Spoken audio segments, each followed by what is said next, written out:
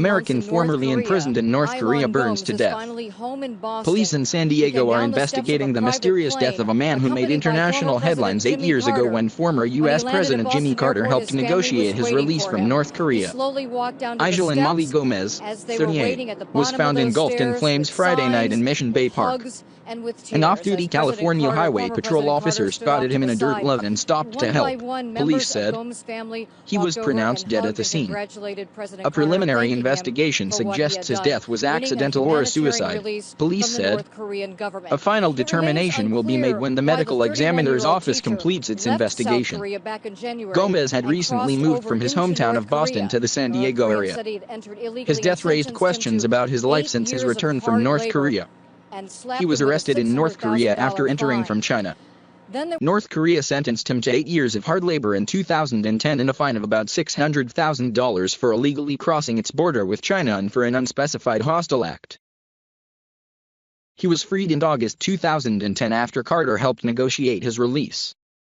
Coverage at the time focused largely on Carter and whether he had met reclusive North Korean leader Kim Jong-il on the trip, leaving gaps in Gomez's story.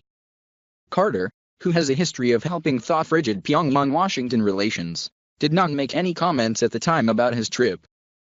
At the time of his arrest, Gomez had been living in South Korea for about 9 years, his uncle said in 2010. Michael Farrow said he didn't know the circumstances of his nephew's entry into North Korea.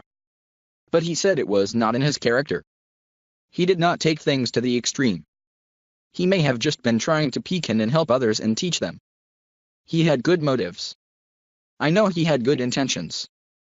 Gomez documented his ordeal in Violence and Humanity, a self-published e-book from 2015. According to the book's autobiography, Gomez was educated in Massachusetts public schools before attending Bowdoin College in Brunswick, Maine, where he earned a degree in English.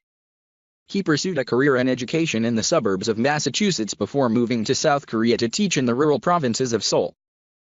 Gomez taught English to middle school students for 2 years before crossing into China, inspired by his faith and sense of universal equality, according to the book's description.